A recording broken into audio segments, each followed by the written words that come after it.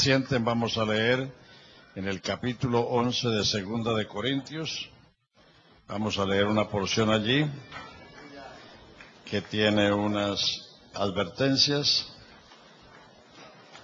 Segunda de Corintios, capítulo 11.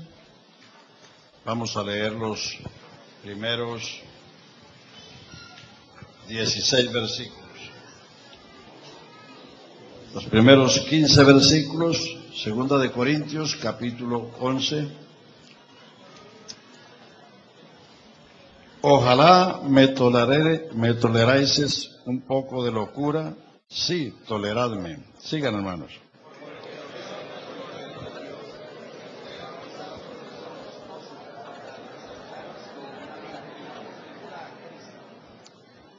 Pero temo que como la serpiente con su astucia engañó a Eva, vuestros sentidos sean de alguna manera extraviados de la sincera fidelidad a Cristo.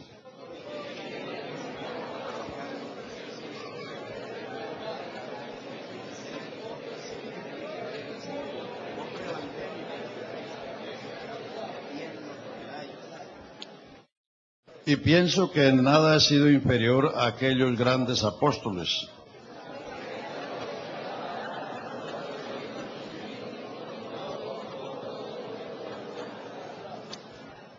Pequé yo humillándome a mí mismo para que vosotros fueseis enaltecidos por cuanto os he predicado el Evangelio de Dios de balde.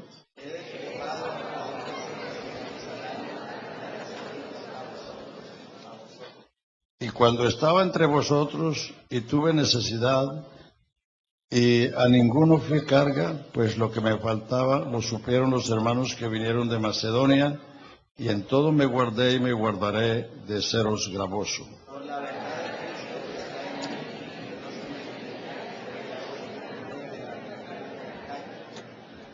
Porque no os amo, Dios lo sabe.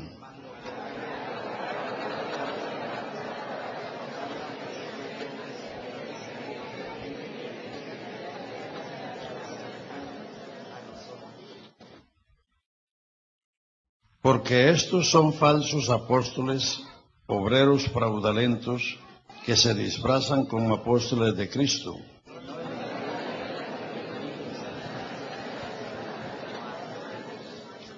Así que no es extraño si también sus ministros se disfrazan como ministros de justicia, cuyo fin será conforme a sus obras. Amén. ¿Pueden sentarse, hermanos? Gloria al Señor Jesús. Alabanzas a su santo nombre. Aleluya. O sea que no seamos ingenuos. Dice, si el diablo se transforma en ángel de luz, es extraño que sus ministros se transformen también o se presenten como ministros de justicia. Bueno, entonces, como hemos venido haciendo estas noches, estamos dando primero el origen de esa organización y su contenido o sus creencias para que podamos comparar con lo que Dios nos ha dado o con lo que tenemos en las Escrituras. Origen de los mormones. El profeta de los mormones, José Smith Jr., nació el 23 de diciembre de 1805 en Sharon, estado de Vermont, Estados Unidos. Fue criado en pobreza y en la superstición y no tuvo instrucción alguna. En 1820, cuando tenía 15 años y vivía en Palmyra, New York, hubo un gran movimiento evangelístico en la región. Entonces Smith fue a orar a un bosque y, según los mormones, cuando le estaba preguntando a Dios a cuál iglesia debía pertenecer, se le aparecieron dos ángeles resplandecientes que se pusieron delante de él. Eran nada menos que Dios y Cristo. Y Dios, señalando a Cristo, le dijo, José, este es mi hijo, óyelo. También le dijo que todas las iglesias estaban desviadas y que no fuese a ninguna, y que el Evangelio de Cristo sería restaurado en breve. El 22 de septiembre de 1827, según afirma, recibió de un ángel un libro extraño de jeroglíficos en placas de oro. Lo tradujo con gran dificultad y lo publicó como el Libro de Mormón. El 6 de abril de 1930 fundó la Iglesia de Jesucristo de los Santos de los Últimos Días, y con el Libro de Mormón y los demás escritos formó la base de la doctrina de la secta de los mormones. Smith se mudó al estado de Ohio y después se estableció en Commerce, Illinois, donde gobernó de forma dictatorial la primera colonia de mormones. Predicó la poligamía a partir de 1843 y abrió el primer cisma de la secta. Smith tuvo 27 esposas y 44 hijos. Después de varios problemas con la policía, Smith y su hermano Hiram fueron secuestrados por una multitud enfurecida que los mató a tiros el 27 de junio de 1844 en Carthage, Illinois, Estados Unidos. Entonces, fíjese el origen de estos grupos. El Libro de Mormón cuenta Smith que estaba orando a Dios en su cuarto. De repente su aposento fue bañado de luz y se le apareció varias veces el ángel Moroni. Solamente ellos conocen ese ángel. El cual le reveló que en el monte Cumarac, cerca de Palmyra, New York, estaban escondidas las placas de oro que contenían el Evangelio puro. La historia de los primitivos habitantes del continente americano y Urim y Tumim, que servirán para traducir las placas, y el pectoral sacerdotal. Esto sucedió como 2 años después de la primera visión. Después de traducidas, Smith le devolvió las placas de oro y los objetos al ángel, y éste los guarda hasta el día de hoy. Al principio del Libro del Mormón se lee la declaración de 3 testigos y de otros 8 testigos del importante hallazgo. De los testigos se tiene solo la declaración y nada más. Algunos de ellos, de los testigos, se desligaron del mormonismo en el comienzo o inicio del movimiento. O sea, los citados testigos no tienen importancia.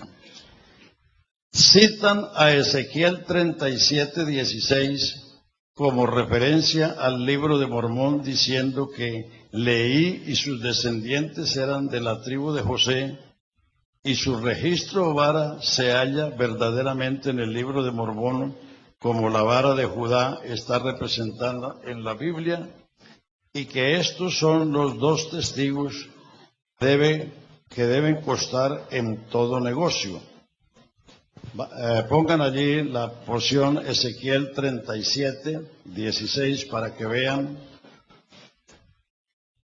que no se refiere a eso. Ezequiel 37:16.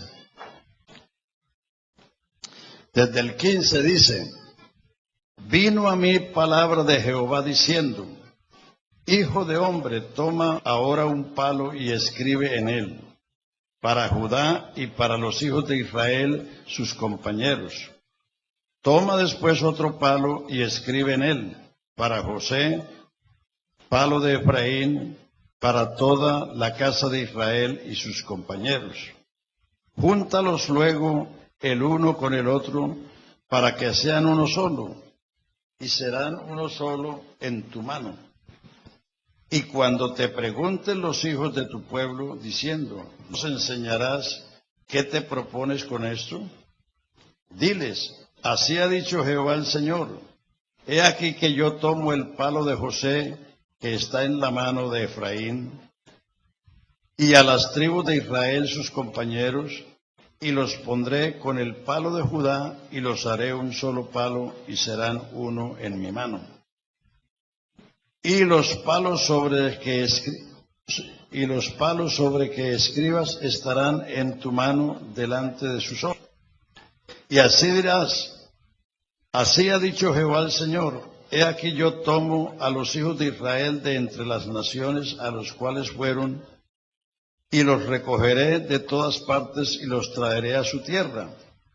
Y los haré una nación en la tierra, en los montes de Israel, y un rey será a todos ellos por rey, y nunca más serán dos naciones, ni nunca más serán divididos en dos reinos. Recuerden que cuando hablamos de los reinos, del reino de Dios, que Israel se dividió, y el reino del norte, que también se llama la casa de José o la casa de Efraín, y el reino del sur es Judá y Benjamín. Entonces ahora en el tiempo de la cautividad, porque Ezequiel fue profeta de la cautividad. Entonces, estando allá en la cautividad en Babilonia, el Señor le dice a Ezequiel que coja estos dos palos y escriba, el uno por Judá y el otro por Israel, y que cuando el pueblo le pregunte qué significa eso, entonces que el Señor va a juntarlos, así como fueron esparcidos. Los de Israel fueron llevados a Siria y los de Judá fueron llevados a Babilonia, que Él los va a juntar para que sean un solo pueblo y no sean más dos reinos. Ahí está la explicación. O sea que, pero ellos entonces toman los dos versículos solamente. Es que ese es el gran problema de los conceptos y de las falsas doctrinas, que no leen cabalmente, que leen textos sin contextos.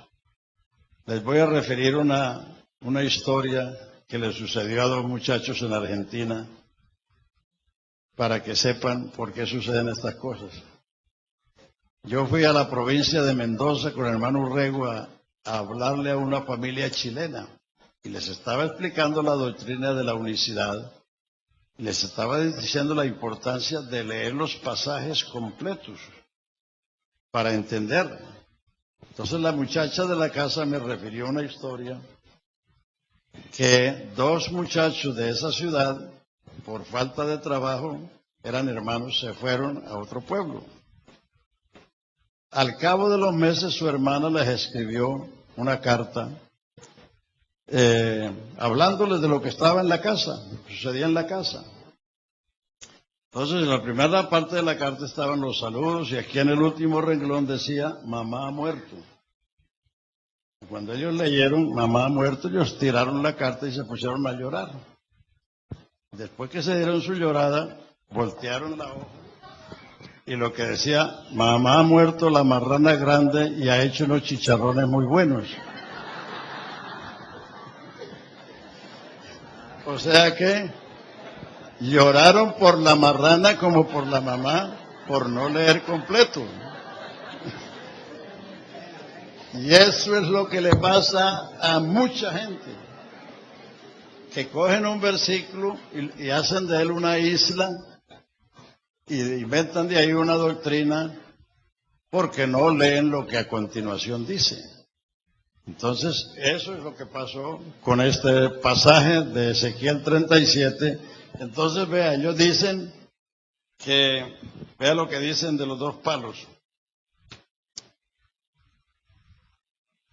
Citan a Ezequiel 37, 16 y 17 como referencia al libro de Mormón, diciendo que leí, porque en el libro de Mormón dice que leí y sus descendientes eran de la tribu de José y el registro de su vara se hallaba verdaderamente en el libro de Mormón y como la vara de Judá estaba representada en la Biblia, haciendo del libro de Mormón y de la Biblia dos testigos. Entonces, como en Deuteronomio dice, donde habla de la ley, cómo juzgar, dice que el testimonio de un solo testigo no es válido. No se puede condenar a alguien por el testimonio de una sola persona, sino por el testimonio de 2 o 3 testigos. Está hablando de juzgar, de los jueces. Entonces ellos dicen que la Biblia es un testigo y el libro de Mormón es otro testigo.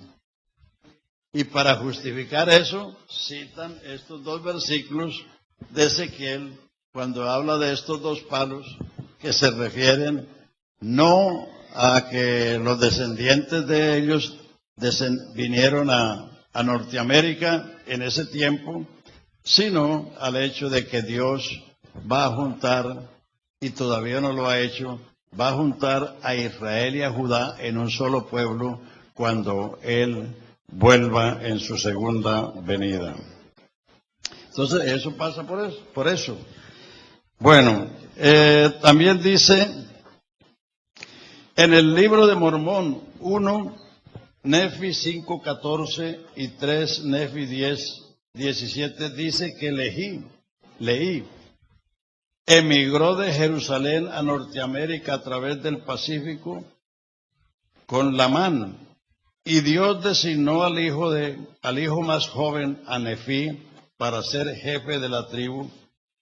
Hubo lucha entre Nefi y Lamán. Los nefitas fueron destruidos en el año 420 después de Cristo por los lamitas. El profeta y líder de los nefitas se llamaba Mormón, quien antes de ser exterminado escribió la revelación divina y los hechos históricos sobre las placas de oro. El hijo de Mormón se llamaba Moroni. Escondió estas placas en el monte Cumará en 1823 y ya evolucionado. El hijo de Moroni ya evolucionado, o sea, ellos que creen en la evolución, ya evolucionado como ángel y mandado por Dios, le reveló a José Smith el lugar donde estaban dichas placas. Los lamitas, que eran judíos de las 10 tribus, dieron origen a los indios americanos. Es un disparate, porque dice que los judíos que eran de las 10 tribus. Eso es un error garrafal, porque judíos son los de la tribu de Judá. Y los que fueron llevados a Siria fueron los de Israel. Entonces, no podían ser los israelitas a la vez judíos. Claro, todos los judíos son israelitas, pero no todos los israelitas son judíos. Como todos los santanderianos somos colombianos, pero no todos los colombianos son santanderianos. Entonces, así es. Entonces, son error tras error. En 1812, un pastor presbiteriano retirado llamado Salomón Spalding escribió un libro que contenía la historia ficticia sobre los primitivos habitantes de América. Murió sin haber publicado el libro. El manuscrito cayó en manos de un expastor bautista llamado Sidney Rigdon. Este era un hombre docto e inteligente y vino a ser el teólogo de Smith. Este libro vino a ser parte del fundamento de la religión mormona. Más tarde apareció en la escena Parley Pratt, quien le auxilió en la composición del libro de Mormón. La iglesia mormona fue organizada en 1830 en Fayette, New York. En 1931, una revelación ordenó a los santos de los últimos días que se fueran a habitar al estado de Missouri, la tierra de Sión, y a Kirtland, en el estado de Ohio. Estos son sus 2 centros principales. En Missouri, después de algunas desavenencias de orden político y económico, en 1839 fueron expulsados por orden del gobernador Buck Al encontrar buena acogida en el estado de Illinois, erigieron la ciudad de Nauvoo.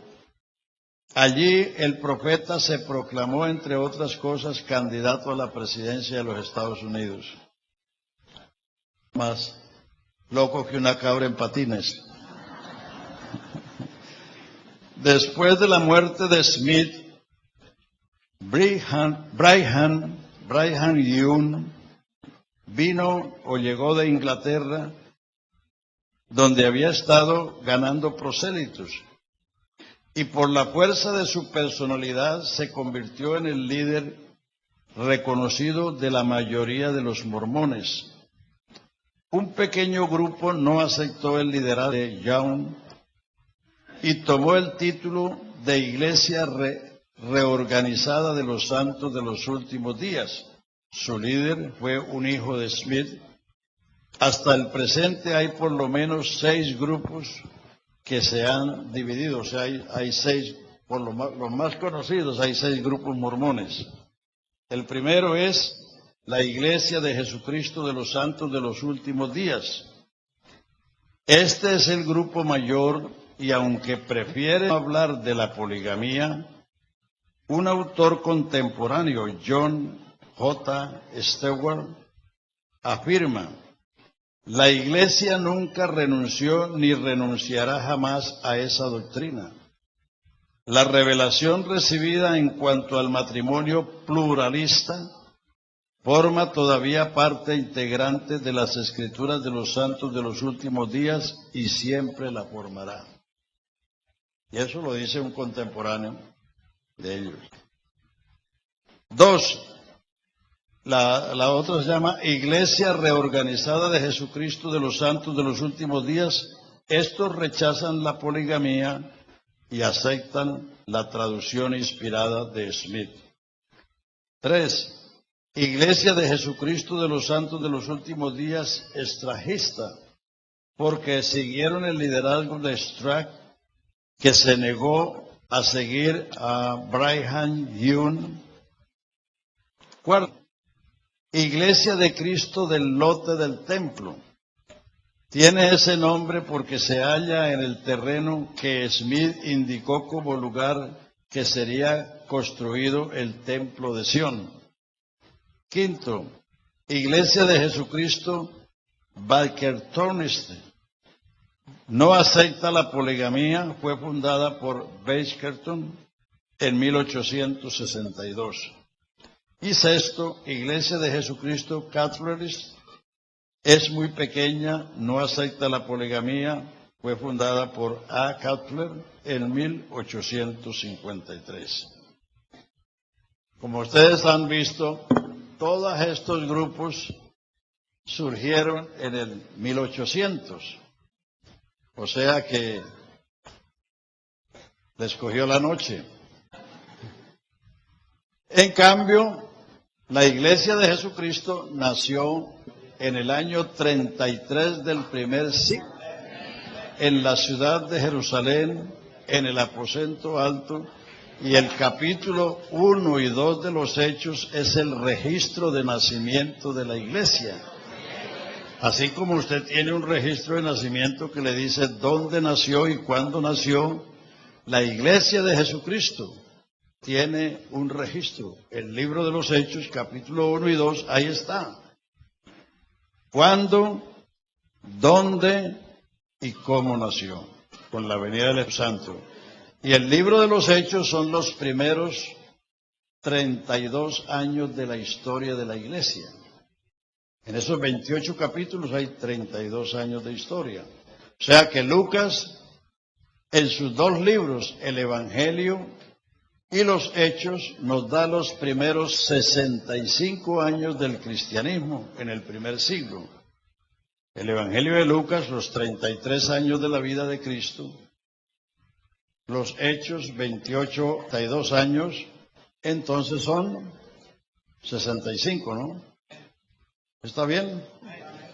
Entonces, ahí están los primeros 65 años de la historia de la Iglesia, y las epístolas cubren los 30 años siguientes, porque las epístolas de Juan y Apocalipsis fueron escritas por el año 95 o 96. O sea que el Nuevo Testamento son los primeros 100 años del cristianismo. Si uno quiere saber dónde, cómo y cuándo nació la iglesia, ahí está en los Hechos. Ahí está, número 1, qué predicaron los apóstoles. Número 2, cómo se convirtió la gente. Así que los que recibieron su palabra fueron bautizados y fueron añadidos a ellos. ¿Cómo recibieron el Espíritu Santo? No fue bailando, ni corriendo, ni brincando, sino hablando en otras lenguas como el Espíritu les hablasen. ¿Cómo se formaron las congregaciones en las diferentes ciudades y países de la cuenca del Mediterráneo? ¿Cómo funcionaron? En los Hechos 14 dice que los apóstoles constituyeron ancianos en las iglesias. Los ancianos eran los pastores. Ahí está todo. O sea que el libro de los Hechos es el modelo de la iglesia. Ahí está cómo salió el primer obrero a la obra, Timoteo.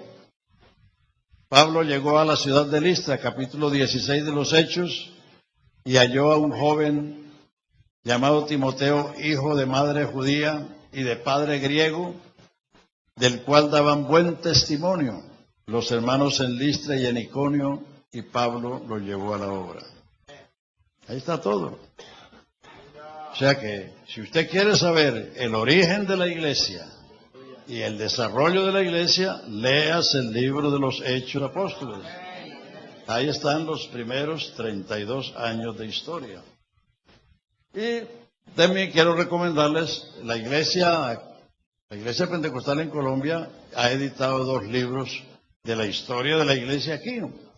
Y en el primer libro hay una sección que se llama Raíces de la Unicidad. Ahí hay una información valiosa para todos los que quieren saber cómo continuó esa doctrina de la unicidad a lo largo de los siglos hasta llegar a nosotros. O sea que léanlo. Ocúpate en la lectura. Escudriñad las Escrituras, porque a vosotros os parece que en ellas tenéis la vida eterna, y ellas son las que dan testimonio de mí, dijo el Señor Jesús. Aleluya. Que la palabra de Cristo habite en vuestros corazones en abundancia. Se almacene la palabra de Dios en su mente y verá que no tendrá problemas con ninguna de estas cosas que aparecieron hace menos de 200 años. Figúrese. La iglesia ya tiene 2000 años. Y estas aparecieron hace 200 años o menos. Bueno, ¿dónde íbamos? En los grupos. Las creencias. Dicen creer en la Biblia según esté correctamente traducida. Ellos le ponen sospechas, dudas a la Biblia, dicen que la traducción no es correcta. Porque ellos tienen su propia traducción, la que hizo Smith. Creen en la versión de la Biblia hecha por Smith. Su libro básico es el libro de Mormón. Ellos usan la Biblia, como los testigos de Jehová, como una mampara para atraer los incautos, para decirles que son cristianos. Los mormones ni los testigos de Jehová no son cristianos. Ellos no son cristianos porque los testigos de Jehová dicen que Jesucristo es un Dios en minúscula, que es un hombre, que es un ángel. Entonces, y estos se van a dar cuenta de las barbaridades que ellos dicen de Jesucristo. Creen que Dios fue hombre y se hizo Dios. Y ellos creen que van a ser dioses y van a dominar el mundo. Ellos creen que van a ser dioses. ¿Qué es lo que le dijo el diablo a Eva? Seréis como dioses. Eso no es de ayer, eso no es antiquísimo. Que el Padre tiene cuerpo de carne y hueso. Afirman que hay 3 dioses. que no hay una Trinidad, sino que hay tres dioses. Pues como los evangélicos hablan de una Trinidad unida, ¿no? En un solo ser. La creación dice que todo existe, visible o invisible, es eterno y siempre existió. Es decir, que Dios no creó nada. Que Dios no creó nada, sino que reunió y coordinó la materia. Lo que dicen respecto a la creación. O sea, que lo despojan del título de creador. El mormonismo eleva al hombre al lugar de Dios y rebaja a Dios al lugar del hombre. La salvación viene por obras, principalmente por la obediencia a los preceptos y ceremonias de la Iglesia mormona. El hombre tendrá una segunda oportunidad mediante el bautismo por los muertos. Ellos practican el bautismo por los muertos. Una persona que se convierte allí al mormonismo le preguntan cuántos difuntos hay en su familia.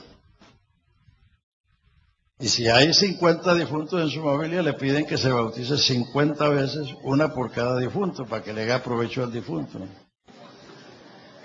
Y entonces ellos basan eso en lo que Pablo dijo en 1 Corintios capítulo 15, si los muertos no resucitan, ¿qué harán los que se bautizan por los muertos? Pablo usó creencias externas para comprobar las creencias verdaderas. También lo dijo en el discurso del Areópago de Atenas a los filósofos de ese lugar. Les dijo, pasando por la ciudad y observando nuestros santuarios, vi que soy muy religiosos porque encontré un altar al Dios no conocido. A ese que vosotros honráis sin conocerle, a ese os anuncio yo. Porque el Dios que creó el cielo y la tierra y todo lo que en ellos hay, no es necesitado de nada ni de alguien, sino que Él es el que da a todos vida y todas las cosas. Y de una sola sangre hizo todo el linaje de los hombres para que le busquen mientras habitamos en la tierra, y porque el linaje de Él somos, como algunos de vuestros poetas dijeron. O sea, Él para mostrarles que el creador de los cielos y la tierra no era semejante a oro o a plata, que se le hacía un santuario, un nicho, sino que Él es el autor de todo y que de una sangre hizo todo el linaje de los hombres. Y entonces le citó una poesía de ellos, como también vuestros poetas han dicho, porque el linaje de Él somos. O sea que porque procedemos de Dios. Entonces, lo mismo hizo Pablo con los corintios. ¿Por qué se escribió el capítulo 15 de Primera de Corintios? Porque el verso 12 del capítulo 15 dice, si se predica que Cristo resucitó de los muertos, ¿cómo dicen algunos de vosotros que no hay resurrección de muertos? O sea, en una iglesia comenzada por el apóstol Pablo, había un bando que no creían en la resurrección de los muertos. Entonces Pablo comenzó a declararles. El capítulo 15 es una declaración del Evangelio, y se la voy a citar, y si la quiere poner ahí, capítulo 15, Primera de Corintios. Además os declaro el Evangelio, el cual recibisteis, en el cual perseveráis, por el cual si retenéis la palabra que os he predicado, sois salvos si no creísteis en vano. Porque primeramente os he enseñado lo que asimismo recibí, que Cristo fue muerto por nuestros pecados conforme a las Escrituras, que fue sepultado y que resucitó al tercer día conforme a las Escrituras, que apareció a Cefas, después a los 12, después a más de 500 hermanos juntos, de los cuales unos viven y otros duermen, después a todos los apóstoles, y al último de todos, como un abortivo, me apareció a mí. Porque no soy digno de ser llamado apóstol, porque perseguí la iglesia de Dios, pero por la gracia de Dios soy lo que soy. Y más adelante comienza a enumerar. Dice, si no hay resurrección de muertos, nosotros somos falsos testigos, porque hemos testificado que Dios resucitó a Cristo, al cual no resucitó si en verdad los muertos no resucitan. Si los muertos no resucitan, vuestra fe es vana. Si los muertos no resucitan, estáis en vuestros pecados. Si los muertos no resucitan, los que durmieron en Cristo perecieron. Si en esta vida esperamos en Cristo, somos dignos de conmiseración, o sea, de lástima de todos los hombres, porque eso implicaría no entender el Evangelio. Y más adelante dice, si los muertos no resucitan, comamos y bebamos, que mañana moriremos. Es decir, si no hay resurrección de muertos, no hay nada. No hay nada. Versículo 20, mas ahora Cristo ha resucitado de los muertos. Primicia de los que durmieron fue hecho. Porque así como la muerte entró por un hombre la resurrección de los muertos. Así como en Adán todos mueren, en Cristo todos serán vivificados, pero cada uno en su debido orden. Cristo el primero. Desde la resurrección de Cristo hasta ahora, nadie más ha resucitado para la inmortalidad. Cristo el primero, luego los que son de Cristo, los que pertenecemos a Cristo. Fíjese la coherencia del Evangelio. Pablo en Romanos, lo que vimos el primer día, dice que el Evangelio se predica para que seamos de Cristo. Y ahora hablando de la resurrección, dice los que son de Cristo y luego el fin. Porque es menester que Él reine. ¿Quién es Él? El primero de la resurrección. Hasta que haya traído a todos sus enemigos debajo de sus pies, y el postrer enemigo que será vencido es la muerte. Entonces él delante pregunta, si los muertos no resucitan, entonces ¿por qué se bautizan por los muertos? Porque eso es una creencia pagana, donde la gente se bautizaba por los muertos para que le hiciera provecho al muerto. Como el católico que reza por el difunto para que le haga provecho al difunto. Es la misma cosa. Pero el muerto nada sabe. Entonces, ellos toman esa expresión de Pablo y entonces creen en el bautismo por los muertos. Entonces por eso dice que en virtud de eso tienen una segunda oportunidad. Es decir, que si una persona se murió sin conocer y sin creer en Cristo ni en la salvación, pero después otro que cree se bautiza por él, que le hace provecho. Eso es absurdo.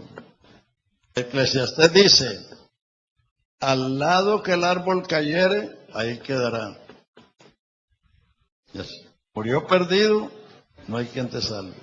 Si murió salvo, no necesitas nada. Está completo.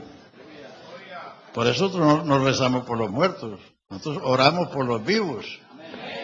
Porque los muertos nada saben. Entonces, esa es otra de las creencias de los mormones. Ellos tienen registros de todos esos bautismos por los muertos que hacen de sus miembros. ¿Qué más?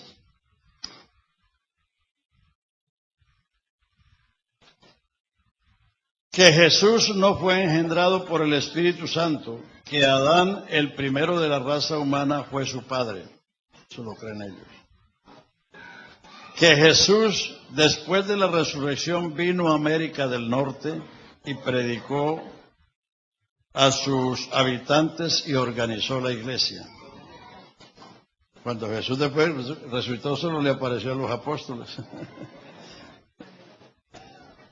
Que el Espíritu Santo es una sustancia etérea, dispersa en el espacio, un fluido divino superior a la electricidad o al magnetismo. Y esa no la encontré, pero la he oído, que ellos dicen que Jesús, eso es blasfemo, que Jesús es hermano de Luzbel.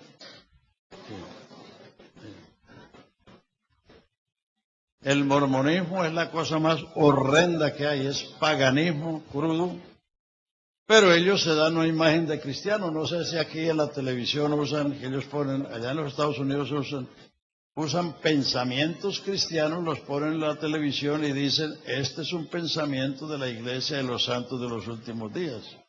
Porque ellos se dan una imagen de cristianos para poder entrar. Y entonces, todas esas creencias y muchas más son las creencias de esa secta. Ahora, ¿qué hay diferencia entre una secta y la iglesia? Una secta es un grupo que tiene un líder único y que ese líder único domina a la gente. Ejemplos como los que ya vemos ahí, el de Jim Jones, el de Davis Corek, que son ejemplos recientes. En cambio, el Señor designó un magisterio para la iglesia.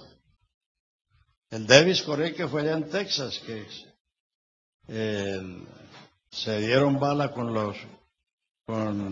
la fuerza pública e incendiaron todo y se quemaron ahí.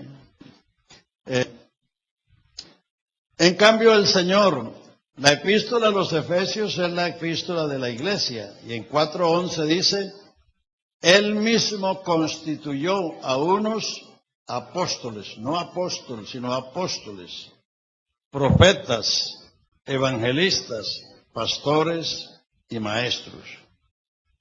Estos 5 ministerios son el magisterio de la iglesia y están todos en plural, porque en todo tiempo y en todo lugar donde el Señor levanta una iglesia, designa esos ministerios para la perfección de los santos y para la edificación del cuerpo de Cristo. Y allí en el capítulo 3 de Efesios dice que el conocimiento pleno de Dios viene con todos los santos. Porque Jesucristo no es cabeza de un individuo. Jesucristo es cabeza de un cuerpo. Y así como la cabeza humana, todo lo que somos y sabemos lo tenemos aquí en el cerebro. Pero el cerebro usa el cuerpo para llevar a cabo sus propósitos. Y así como lo que si usted tiene hambre, es porque el cerebro le mandó una orden al estómago, pero tiene que usar los pies para ir a la nevera o a la cocina, tiene que usar las manos para agarrar la cuchara. En fin, la mente usa el cuerpo para cumplir sus propósitos. Jesucristo es la cabeza de la iglesia y Él irriga el conocimiento a través de todos sus santos. Aleluya.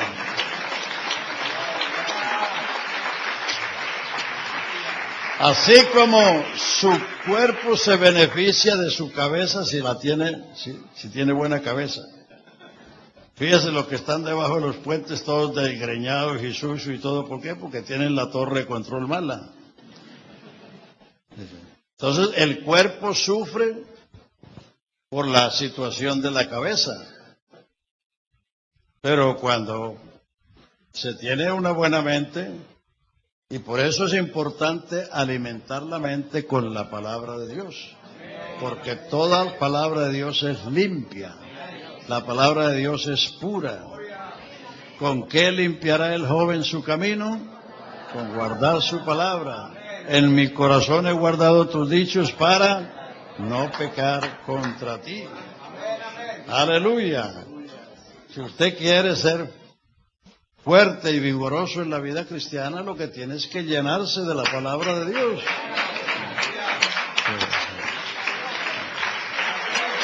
Aleluya.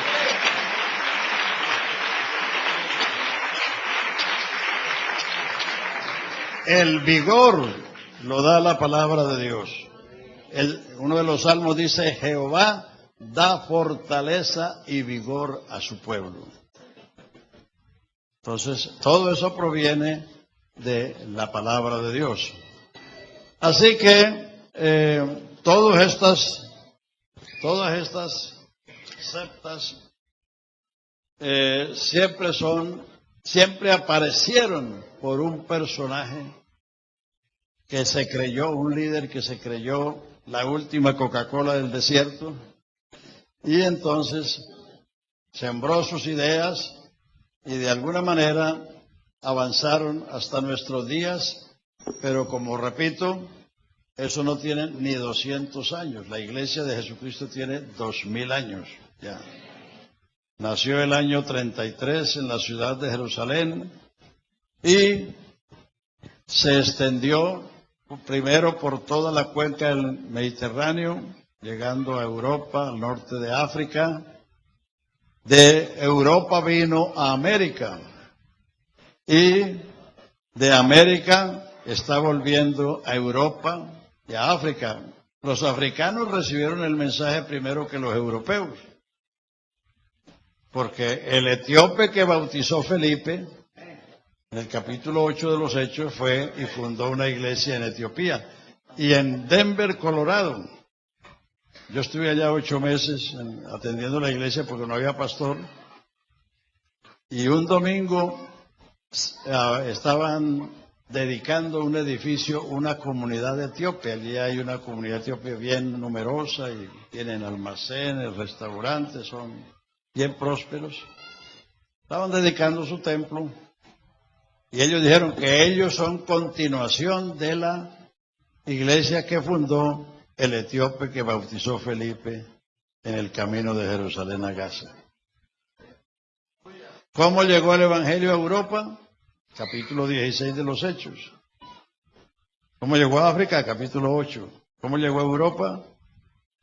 Cuando Pablo iba para Panfilia y Bitinia, dice que el Espíritu no le permitió predicar la palabra, entonces él se acostó o estaba durmiendo y tuvo una visión, un varón macedonio que se ponía delante de él y le decía, pasa y ayúdanos.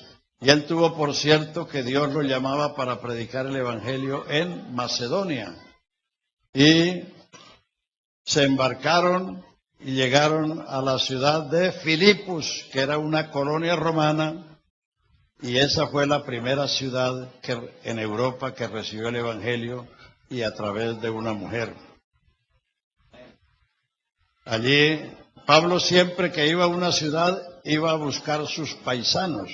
Cuando él iba a la sinagoga el sábado, no era porque estaba guardando el sábado, sino porque los paisanos de él no los iba a encontrar ni el jueves, ni el martes, ni el domingo.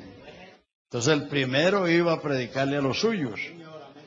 Entonces, como en Filipos no había sinagoga, porque para edificar una sinagoga tenía que haber por lo menos 10 o 12 hombres, varones. Entonces allí, como no había sinagoga, dice que las mujeres solían irse a orar a la orilla del río.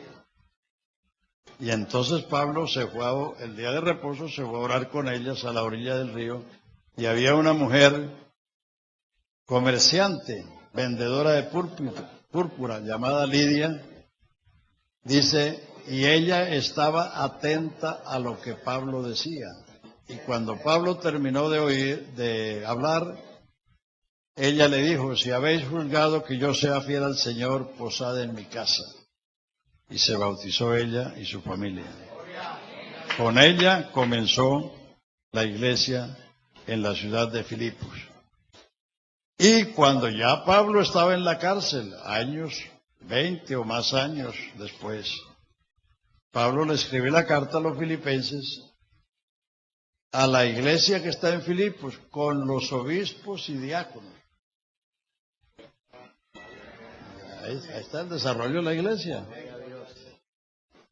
Esta es la cuna de la Iglesia Pentecostal Unida de Colombia, Bucaramanga. Pero aún hace 50 años era realmente unos pocos hermanos. Pero así es porque la iglesia nace para crecer. Es más, le voy a decir, en los Hechos hay 3 persecuciones que la iglesia sufrió. Capítulo 4 de los Hechos dice, versículo 1 dice que los fariseos y los saduceos, celosos de que los discípulos anunciasen en Jesús la resurrección de los muertos, les echaron mano y los pusieron en la cárcel. Y los intimaron a que no predicaran más en ese nombre, porque habían llenado a Jerusalén de esa doctrina. Entonces Pedro les dijo, juzgad vosotros si es justo obedecer a vosotros antes que a Dios. Porque este Jesús es la piedra reprobada por vosotros los edificadores, y en ningún otro hay salvación, porque no hay otro nombre dado a los hombres bajo el cielo en el que podamos ser salvos. Entonces, en el capítulo 6 de los Hechos, después de esa persecución, vea lo que pasó. Capítulo 6 de los Hechos, versículo 7. Y crecía la palabra del Señor, y el número de los discípulos se multiplicaba grandemente en Jerusalén, y también muchos de los sacerdotes obedecían a la fe. O sea que la persecución nunca apabulló la iglesia. El capítulo 12 viene la segunda persecución. Herodes, en aquel mismo tiempo el rey Herodes echó mano a algunos de la iglesia para maltratarlos y mató a espada a Jacobo, hermano de Juan, y viendo que esto había agradado a los judíos, procedió a prender también a Pedro, y eran entonces los días de los panes sin levadura. Y habiéndolo tomado preso, le puso en la cárcel, entregándole a 4 grupos de 4 soldados cada uno para que le custodiasen, y se proponía sacarle al pueblo después de la Pascua. Así que Pedro estaba custodiado en la cárcel, pero la iglesia hacía sin cesar oración a Dios por él. Y ya ustedes saben lo que pasó, que un ángel vino y le dijo que se despojara, y se despojó de las cadenas y todo, y salió. Y aquí dice también que así prevalecía la palabra del Señor.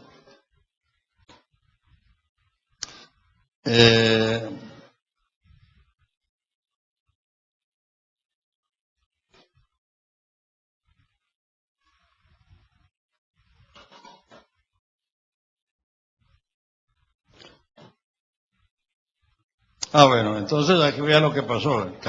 Capítulo 12, versículo 15. No, el versículo 19. Mas Herodes, habiéndole buscado sin hallarle, después de interrogar a los guardias, ordenó llevarlos a la muerte, y después descendió a Judea, Cesarea, y se quedó allí. Herodes estaba enojado contra los de Tiro y de Sidón, pero ellos vinieron a acuerdo ante él. Y sobornando Blasto, que era camarero mayor del rey, pedía paz, porque su territorio era abastecido por el rey. Y un día señalado, Herodes, vestido de ropas reales, se sentó en el tribunal y les arengó.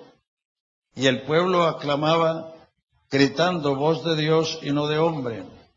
Y al momento el ángel del Señor le hirió, por cuanto no dio la gloria de Dios, y expiró comido de gusanos. Pero la palabra del Señor crecía y se multiplicaba. Y en los Hechos 19 está la otra parte. O sea que la iglesia sí ha pasado por todas esas tribulaciones, pero ha prevalecido. Porque el Señor dijo, las puertas del infierno no prevalecerán contra la iglesia. Versículo 18 del capítulo 19. Y muchos de los que habían creído vinieron confesando y dando cuenta de sus hechos. Asimismo, muchos de los que habían practicado la magia trajeron los libros y los quemaron delante de todos y echaron la cuenta de su precio. Hallaron que era 50,000 piezas de plata. Así crecía y prevalecía la palabra del Señor. El tercer persecución fueron los hechiceros que se levantaron contra Pablo y gritaron por casi 2 horas ahí en la ciudad de Efesios: grande es Diana de los Efesios.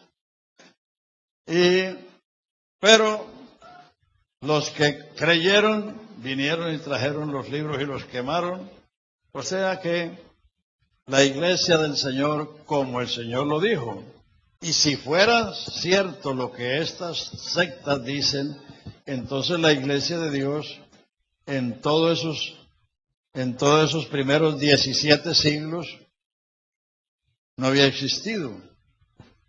Porque según ellos dicen que ellos son los únicos, que ellos fueron escogidos para ser las luces de la humanidad. Entonces, realmente, históricamente, eso está completamente fuera de órbita. Así que, hermanos, entonces, por eso, como dice, o como citamos ayer, Hebreos 13, 7, 8 y 9. Vuélvelo a poner ahí para que los hermanos se acuerden. Acordaos de vuestros pastores que os hablaron la palabra de Dios. Considerad cuál haya sido el éxito de su conducta e imitad su fe. Jesucristo es el mismo ayer, hoy y por los siglos. No os dejéis llevar de doctrinas, ¿cómo? Diversas y extrañas, no poniendo el corazón en la gracia, sino en viandas que nunca aprovecharon a los que se ocuparon de ellas. Ahí está, o sea, hay que tomar en cuenta que qué es lo que hemos oído, la palabra de Dios. Y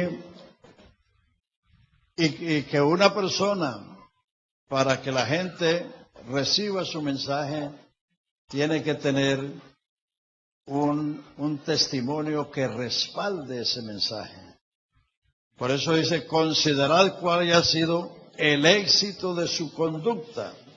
Todos estos hombres, William Miller, Russell y José Smith, tuvieron vidas turbulentas. Es decir, no tuvieron una experiencia de nuevo nacimiento, que es el punto de partida de la vida cristiana.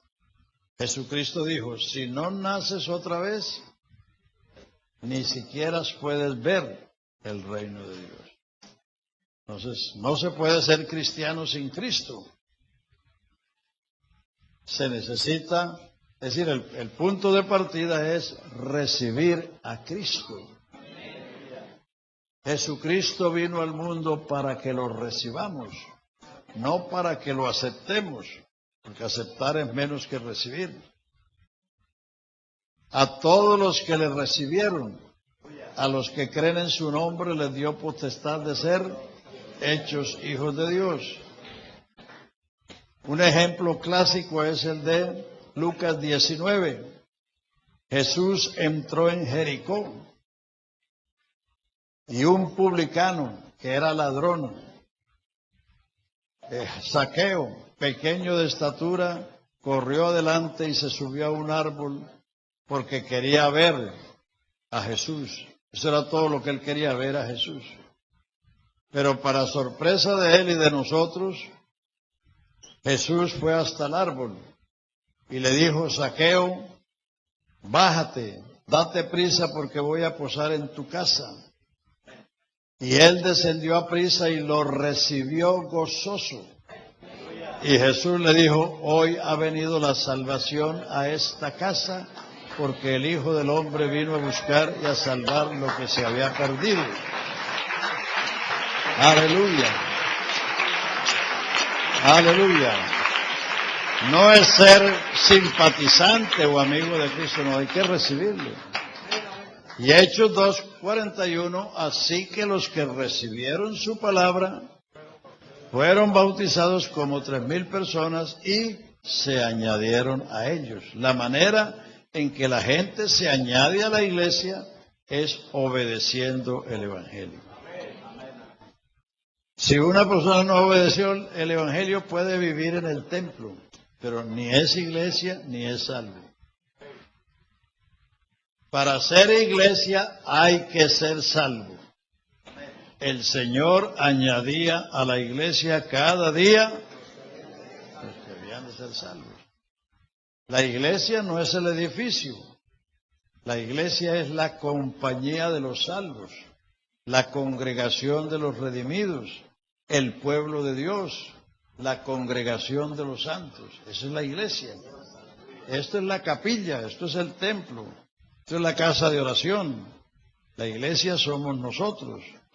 Y somos iglesia porque recibimos a Cristo, porque el único que tiene iglesia es Jesucristo. Porque es el único que amó la iglesia, se entregó a sí mismo por ella para santificarla y purificarla en el lavacro de la palabra.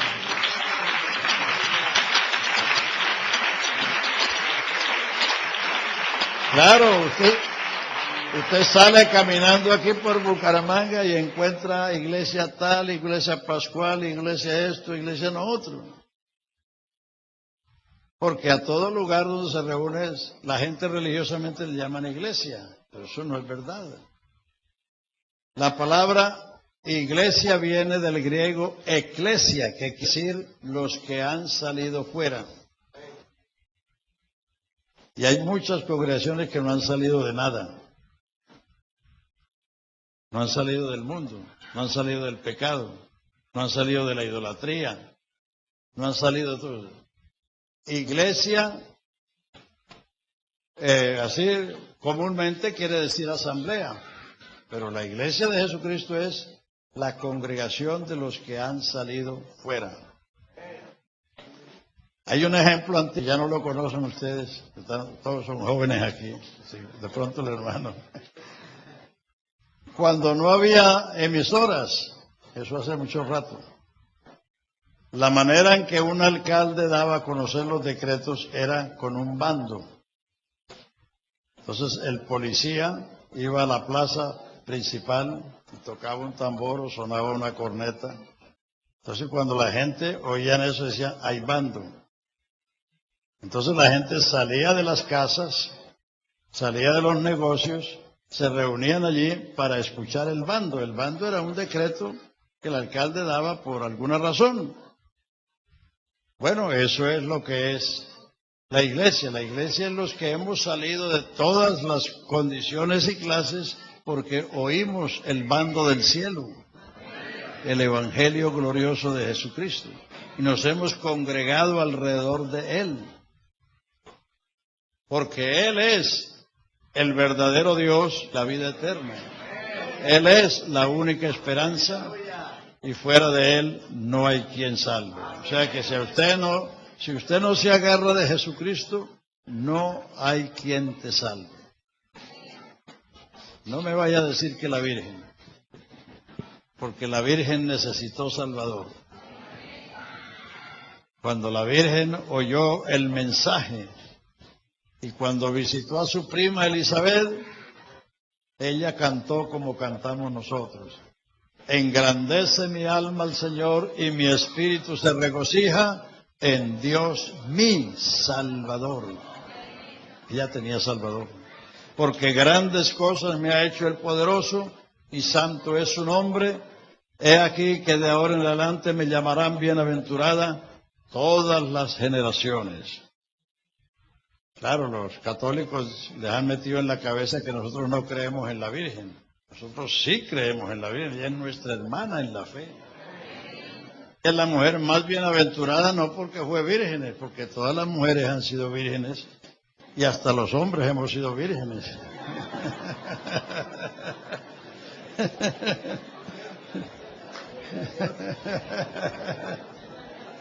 Claro que sí. Entonces, ella es la mujer más bienaventurada por ser la madre del Salvador, no porque fue virgen. Entonces, ella, como los apóstoles, confesaron a su Salvador como nosotros confesamos al Salvador. Que los evangélicos no creen en los santos. Nosotros somos los únicos que creemos en los santos.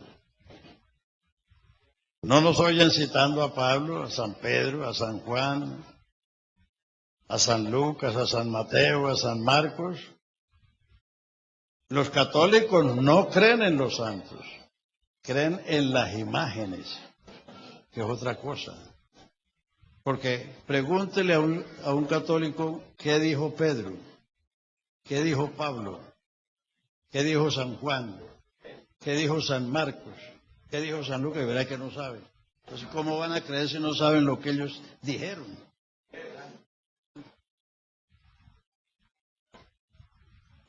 Los católicos no creen en los santos, creen en las imágenes.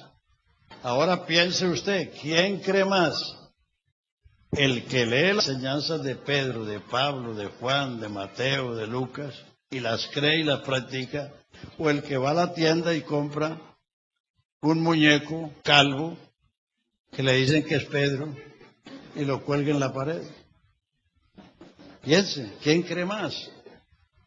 El que lee y sabe lo que vivió Pedro, lo que enseñó Pedro, lo que enseñó Pablo. Claro. Pero la gente pasa por una muñeca de cemento y dicen la Virgen. Es una muñeca de cemento.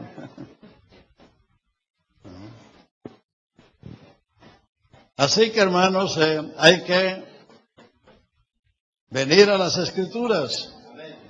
Y si hay algún amigo o amiga católica aquí, acuérdese que Juan 23 dijo, menos camándulas y más Biblia.